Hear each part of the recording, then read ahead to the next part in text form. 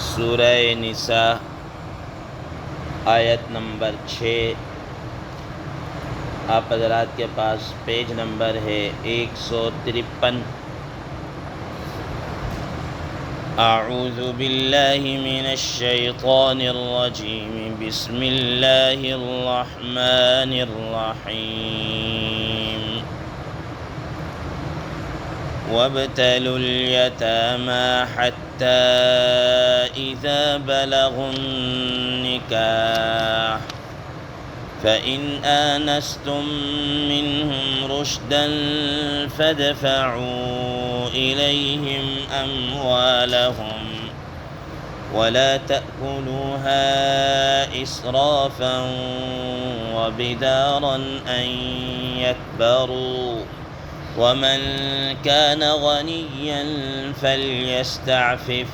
ومن كان فقيرا فليأكل بالمعروف، فإذا دفعتم إليهم أموالهم فأشهدوا عليهم وكفى بالله حسيبا۔ صدق اللہ العظیم۔ اللهم صل على محمد النبي الأمي وعلى آله وسلم تسليما كثيرا كثيرا۔ محترم سامعین کرام، اس آیت مبارکہ کا ترجمہ اللہ تبارک و تعالی ارشاد فرماتے ہیں، وابتلوا الیتامی حتی اذا بلغوا النکاح، اور تم یتیموں کو آزما لیا کرو یہاں تک کہ وہ نکاح کو پہنچ جائے، نکاح کی عمر کو پہنچ جائے۔ فإن آنستم منہم رشدا، پھر اگر تم ان میں سے ہوشیاری کو، سمجھداری کو محسوس کرو، فادفعوا الیہم اموالہم، تو تم ان کے مالوں کو ان کے سپرد کر دو، ولا تأکلوها اسرافا وبدارا ان یکبروا، اور تم ان کے مالوں کو حد سے تجاوز کرتے ہوئے مت کھاؤ، اور اس خیال سے کہ تم جلدی جلدی کھاؤ کہ کہیں وہ بڑے نہ ہو جائیں۔ ومن كان غنیا فلیستعفف،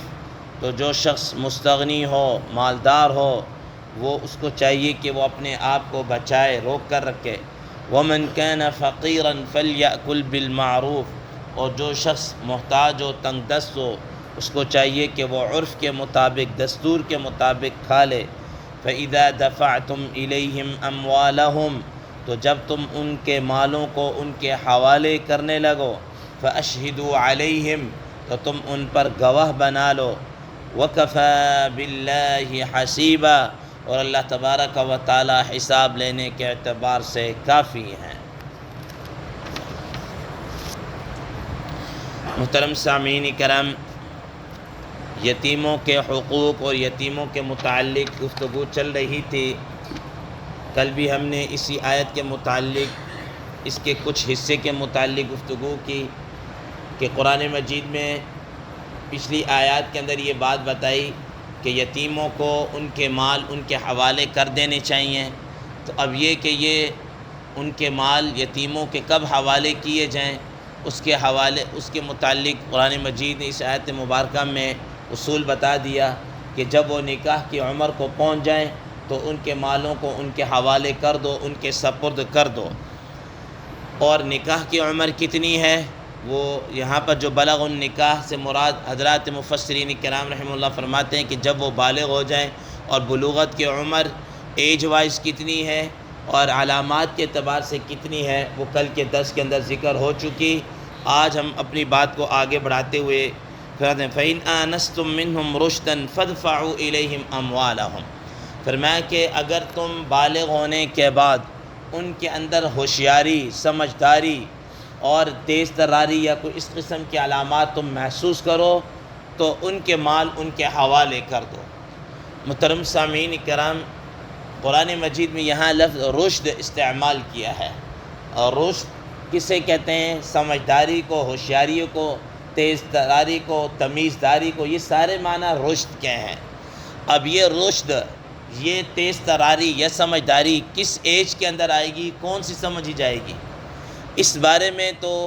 حضرات مفسرین کرام رحمہ اللہ فرماتے ہیں کہ جب بھی انسان کو یہ محسوس ہو کہ ان کو یہ بالغ ہو گیا، بس سمجھداری آ گئی، ان کے مال ان کے حوالے کر دینا چاہیے۔ یا جب سمجھداری محسوس کریں، چاہے وہ بلوغت کے فوراً بعد ہو، چاہے تھوڑی سی دیر سے ہو، چاہے جناب جا کے کچھ اور زیادہ عمر 30 40 50 سال گزر جائے، پھر محسوس ہو تو پھر دے دی جائے۔ لیکن اس سلسلے میں حضرت امام ابو حنیفہ رحمہ اللہ کے متعلق آتا ہے کہ وہ یہ فرماتے ہیں کہ اللہ تبارک و تعالیٰ نے دو الفاظ استعمال کیے، نمبر ایک بلوغت کا اور ایک رشد کا۔ تو فرمایا کہ اس کا مطلب یہ ہے کہ اللہ تعالیٰ نے فرمایا کہ بلوغت کے بعد جب تم رشد محسوس کرو، تو اس کا مطلب یہ ہوا کہ 15 سال تو آپ اس کے عمر بلوغت والے ہیں وہ نکال لیجئے کہ اس کے اندر تو اس کو سمجھداری، ہوشیاری، یہ تیزی وغیرہ نہیں ہو سکتی۔ اور پھر فرماتے ہیں کہ آگے جو رشد ہے تو اس کو نکرہ لایا ہے، تو اس کا مطلب یہ ہے کہ عموماً جب بلوغت کے بعد جب 10 سال گزر جاتے ہیں تو وہ بچپن پنے والے جو اثرات ہوتے ہیں وہ ختم ہو جاتے ہیں۔ انسان ایج کے اعتبار سے یا اپنے اس طرح وقت گزرنے کے ساتھ ساتھ ذرا وہ کیا ہو جائے، سنجیدہ ہو جاتا ہے، وہ کیا کہتے ہیں اپنا اس کے اندر تیز تراری یا ہوشیاری آ جاتی ہے، ٹھیک ہے نا، وہ سمجھدار ہو جاتا ہے۔ تو وہ فرماتے ہیں کہ اس کا مطلب یہ ہوا کہ 25 سال کی ایج کے اندر آ کر اس کے مال کو اس کے حوالے کر دینا چاہیے، ٹھیک ہے نا، اس کے مال کو اس کے حوالے کر دینا چاہیے، ٹھیک۔ تو اب پھر فرمایا کہ قرآن مجید کی جو آیت لفظ رشدن اس میں نکرہ لایا ہے، تو اس کا مطلب بھی یہ ہے کہ اس ایج میں تو اس کو اس کے حوالے، اس کے بعد اگر پھر بھی کوئی کمی کوتاہی ہے تو ہم نے اس کو اگنور کرنا ہے، ہم نے اس کے حوالے کر دینا ہے، اس کے حوالے کر دینا ہے۔ فرماتے ہیں کہ اگر کوئی انسان یہ سمجھے کہ مکمل طور پر ہوشیاری اور تیز تراری، فرمایا کہ بسا اوقات بعض آدمی ذرا بھولے بالے سے ہوتے ہیں، ان کو تو بڑی عمر تک جا کر بھی وہ تیزی وہ نہیں آتی۔ یہ آپ دیکھتے ہیں کہ معاشرے کے اندر بعض افراد ایسے ہوتے ہیں کہ عمر بھی زیادہ ہو چکی ہے لیکن وہ بالکل سیدھے سادے سے ہوتے ہیں، وہ 2 اور 2 4 کی طرح سیدھے چل رہے ہوتے ہیں، ان کو دائیں بائیں کی وہ نہیں آتی، ٹھیک ہے نا، ایسی ہوشیاریاں اور تیزیاں، چالاکیاں ان کے اندر اتنے چالاک نہیں ہوتے۔ اور بعض ایسے ہوتے ہیں کہ جناب والا کہ اتنی عمر نہیں ہوتی، ٹھیک ہے نا، کہ بڑے میاں چھوٹے میاں سبحان اللہ والا معاملہ ہوتا ہے، ٹھیک ہے۔ تو اس طریقے سے کیا کہتے ہیں، لیکن آلموسٹ یہ ہوتا ہے کہ 25 سال کی عمر کے اندر آ کر بندہ عموماً جو ہے وہ کیا کہتے ہیں اس کے اندر اس طرح کے سمجھداری کے اثرات آ جاتے ہیں۔ تو فرمایا کہ 25 سال کی عمر میں آ کر اس کے حوالے کر دینا چاہیے۔ اب تھوڑی بہتی بھی جو سمجھدار اس کے حوالے کر کے انسان بری الذمہ ہو جائے، ٹھیک ہے۔ فرمایا کہ وَلَا تَأْكُلُوهَا إِسْرَافًا وَبِدَارًا أَن يَكْبَرُوا۔ اسی طریقے سے یہاں سرپرست جو ہیں ان کے حوالے سے یہ بات کی جا رہی کہ ان کو یہ نہ چاہیے کہ اب یتیموں کا مال ان کے حوالے ہے تو وہ اس کو جلد از جلد استعمال لے آئیں، کہ کہیں ایسا نہ ہو ہمارے جو اللے تللے یا گل چڑے چل رہے ہیں یہ بالغ ہو جائے گا، بڑا ہو جائے گا تو یہ مطالبہ کرے گا، میں بھی ہو سکتا ہے کہیں عدالت میں جا کے قاضی کے سامنے یا کہیں کیس نہ کر دے، لہذا جلد از جلد اس کے مالوں کو ہڑپ کر دیا جائے اور یہ کہہ دیا جائے کہ بھئی جناب میرا جو ہمیں دیا تھا اس کو خرچ کر دیا، ختم ہو گیا، ہمارے پاس کچھ بھی نہیں ہے۔ تو فرمایا کہ حد سے تجاوز نہ کریں، اور دوسرے نمبر یہ کہ بڑے ہونے سے پہلے اس کا مال کھا جائیں، اس سے کیا ہے اپنے آپ کو بچا لیں، یہ اللہ کا خوف کرے، بلکہ جتنی اس کی جہاں تک ضرورت ہے اتنے ہی اس کے اوپر کیا جائے، خرچ کیا جائے، اتنا ہی اس پر لگایا جائے، حد سے تجاوز نہ کیا جائے، ٹھیک ہے۔ اور اس ضمن کے اندر پہلے بھی احکامات آ چکے ہیں، آپ حضرات کے سامنے بیان ہو چکے ہیں۔ وَمَنْ كَانَ غَنِيًّا فَلْيَسْتَعْفِفْ وَمَنْ كَانَ فَقِيرًا فَلْيَأْكُلْ بِالْمَعْرُوفِ۔ اب یہ ہے کہ جو آدمی ان کا ولی ہے، سرپرست ہے، گارڈین ہے، اب کیا وہ اس کے مال میں سے کچھ استعمال کر بھی سکتا ہے یا نہیں کر سکتا، کر سکتا ہے یا نہیں کر سکتا؟ اس کے حوالے سے اللہ تبارک و تعالیٰ ایک دستور بیان کر رہے ہیں، ایک اصول بیان فرما رہے ہیں، کہہ رہے ہیں کہ جو آدمی سرپرست ہے، گارڈین ہے، ٹھیک ہے نا، جو اس کا ولی ہے، اب یہ 2 طرح کا ہوگا، ایک تو یہ کہ خود ماشاءاللہ صاحب حیثیت ہے، مستغنی ہے، غنی ہے، ٹھیک ہے نا، تو اس کو چاہیے کہ وہ تو پرہیز کرے، وہ تو اس میں سے کچھ بھی نہ لے۔ اب یہ مستغنی یا غنی کون سا ہے؟ جس کو ہم اپنے عرف کے اندر کہتے ہیں کہ یہ صاحب نصاب ہے، اور صاحب نصاب ہونے کی وجہ سے یہ زکوٰۃ کا مستحق نہیں ہے، بلکہ اس کے اوپر زکوٰۃ آتی ہے، دوسروں کو زکوٰۃ بھی دیتا ہے، قربانی بھی دیتا ہے، صدقہ فطر بھی ادا کرتا ہے، اور دیگر جناب اعلیٰ جو اخراجات ہے بالکل سیٹ ہے ماشاءاللہ۔ تو فرمایا کہ یہ آدمی کیا ہے؟ غنی ہے، اور کیا کہتے ہیں، صاحب نصاب ہے۔ تو ایسا آدمی اگر کسی یتیم کا سرپرست ہو تو اس کو چاہیے کہ وہ اس میں سے نہ لے، اور خود ماشاءاللہ صاحب حیثیت ہے، اپنا استعمال کرے۔ یہ سمجھ لیجئے کہ اللہ تعالیٰ کی طرف سے ایک فرض ہے، جس فریضے کو وہ کیا کر رہا ہے؟ ادا کر رہا ہے، اور اس فریضے کی ادائیگی پر کسی قسم کی کوئی اجرت نہ لے، کسی قسم کی کوئی اجرت نہ لے۔ ہاں، وَمَنْ كَانَ فَقِيرًا فَلْيَأْكُلْ بِالْمَعْرُوفِ، جو آدمی اگر خود محتاج ہو، تنگ دست ہو، ٹھیک ہے نا، اس بیچارے کے پاس خود اپنے حالات اس کے پتلے ہیں، اپنے حالات اس کے ماڑے ہیں۔ اب بسا اوقات ایسا ہوتا ہے کہ بعض یتیم ایسے ہوتے ہیں کہ اللہ تعالیٰ نے ان کو خوب نوازا ہوتا ہے، ان کا جو والد اگر کافی مال و متاع چھوڑ کر گیا ہے، اب یہ ان کی زمین وغیرہ کے حساب کتاب میں، اس کے کاروبار کو دیکھنے کرنے میں، باقی دیگر چیزوں میں سارا وقت اس کا ضائع ہو جاتا ہے، مطلب یہ کہ نکل جاتا ہے۔ اس کے لیے اتنا نہیں رہتا کہ وہ اپنی دوڑ دھوپ کر سکے، محنت مزدوری کر سکے، اس کے پاس اتنا نہیں ہے، نہیں وقت بچتا، اسی کے کام کاج دیکھنے کرنے میں سارا وقت گزر جاتا ہے۔ تو فرمایا کہ ایسا اگر محتاج آدمی اور فقیر آدمی، اس کو چاہیے فَلْيَأْكُلْ بِالْمَعْرُوفِ، اس کو چاہیے کہ وہ عرف اور دستور کے مطابق اس میں سے کیا ہے؟ کچھ وظیفہ مقرر کر لے، یا اس میں سے کھانا کھا لے، یا اس میں سے اس کے مال میں سے کیا ہے؟ لے سکتا ہے۔ ظاہر ہے آخر اس کی بھی ضروریات ہیں، اس کے ساتھ بھی اللہ تعالیٰ نے پیٹ لگا رکھا ہے، سب کچھ اس کی بھی ہے۔ تو فرمایا کہ پھر وہ عرف کے مطابق لے۔ اب عرف کے مطابق کیا ہے؟ عرف کے مطابق یہ کہ حضرات مفسرین کرام رحمہ اللہ یوں فرماتے ہیں کہ مثال کے طور پر کہ یہ آدمی اس یتیم کے کام کے حوالے سے کہیں اس کو شہر میں جانا پڑ رہا ہے۔ اب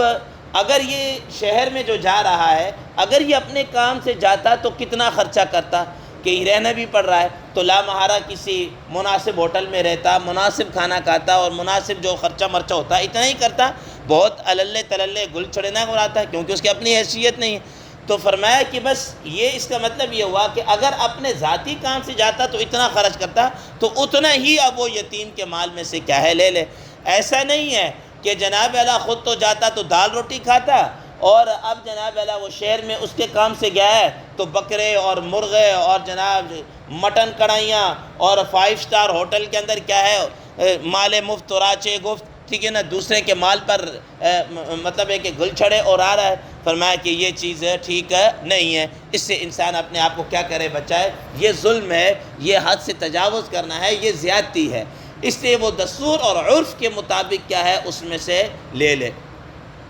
آگے فرمایا فَإِذَا دَفَعْتُمْ إِلَيْهِمْ أَمْوَالَهُمْ فَأَشْهِدُوا عَلَيْهِمْ۔ یہاں پر حضرت مفتی شفیع صاحب رحمہ اللہ نے ایک اور اصول بھی بیان کیا ہے۔ فرماتے ہیں کہ کوئی آدمی ایسا ہو کہ اس کو ملکی طور پر یہ کیا کہتے ہیں اوقاف کے اندر یا ملکی سطح پر اس کو کوئی عہدہ مل گیا ہے، ٹھیک ہے، یا وہ مسجد کا کوئی ذمہ دار ہے، سرپرست ہے، یا مدرسے کا کوئی ذمہ دار یا سرپرست ہے، یا محکمہ اوقاف کا کوئی ذمہ دار اور سرپرست ہے، یا کوئی اور ایسے کسی حکومتی عہدے کے اوپر ہے۔ فرمایا کہ اگر وہ خود ویل سیٹڈ ہے اور اپنا اس کا ماشاءاللہ حساب کتاب ٹھیک ہے، ٹھیک ٹھاک چل رہا ہے، کھا پی رہا ہے، سب اس کی آمدن ہے، تو اس کو چاہیے کہ پھر وہ اس میں سے کچھ بھی نہ لے، اور اس خدمت کو فی سبیل اللہ کیا کرے؟ سر انجام دے، اس خدمت کو فی سبیل اللہ سر انجام دے۔ اور اگر نہیں ہے تو پھر اس میں سے ضرورت کے تحت جتنا اس کا ضرورت ہے، جو سفر خرچ ہے، جو اس کا آنا جانا یا جو بھی ہے، اس میں سے کیا ہے؟ وہ لے سکتا ہے۔ اور دوسرے نمبر پر فرما رہے ہیں یہاں پر فَإِذَا دَفَعْتُمْ إِلَيْهِمْ أَمْوَالَهُمْ فَأَشْهِدُوا عَلَيْهِمْ، کہ جس طریقے سے پیچھے یہ بات بیان کی کہ اگر اس کے اندر کسی قسم کا رشد آپ محسوس نہ کریں تو وہ مال اس کے حوالے نہ کیا جائے۔ تو حضرت مفتی شفیع صاحب رحمہ اللہ یہ بھی فرماتے ہیں کہ اگر کوئی آدمی کو عہدہ دیا جائے اور اس کا اہل نہیں ہے، اس کو اس کے متعلق پتہ ہی نہیں ہے، تو فرمایا کہ اس کے ذمہ عہدہ بھی نہ سپرد کیا جائے، اس کا اہل ہی نہیں ہے، وہ نا اہل ہے، اس کے حوالے ہی نہ کیا جائے۔ لیکن فرمایا کہ آج کل کے اس معاشرے کے اندر جو جتنا بڑا نااہل ہے نا، یا جتنا بڑا جناب والا اس نے کوئی ہاتھ مارا ہوتا ہے، ہم نے تو کم از کم اپنے وطن عزیز کی تاریخ ایسی ہی دیکھی ہے کہ جو جتنا بڑا ہاتھ مارتا ہے اتنا ہی بڑے عہدے کے اوپر ہے۔ معذرت کے ساتھ یہ دل کی پھپھولے ہیں، لیکن عموماً ہے ایسا ہی ہے کہ جس نے جتنا بڑا ہاتھ مارا ہے نا، جتنا بڑا فراڈ یا کیا ہے، اس کو اتنا بڑا یہ عہدہ کیا ہے ملتا ہے۔ حالانکہ قرآن میں اور اہل نااہل آپ دیکھ لیجئے کہ ہمارے حکومتی عہدے پر کون آپ ایک کہہ سکتے ہیں کوئی اکا دکا کے علاوہ کہ یہ حقیقتاً اپنے عہدے کا کیا کر رہے ہیں، بھرم رکھتے ہوئے حقیقتاً، ورنہ سب سفارشی اور پیسے اور راشی اور اس قسم کے سارے وہ چیزیں ہیں۔ تو فرمایا فَإِذَا دَفَعْتُمْ إِلَيْهِمْ أَمْوَالَهُمْ فَأَشْهِدُوا عَلَيْهِمْ، جب تم دیکھ لو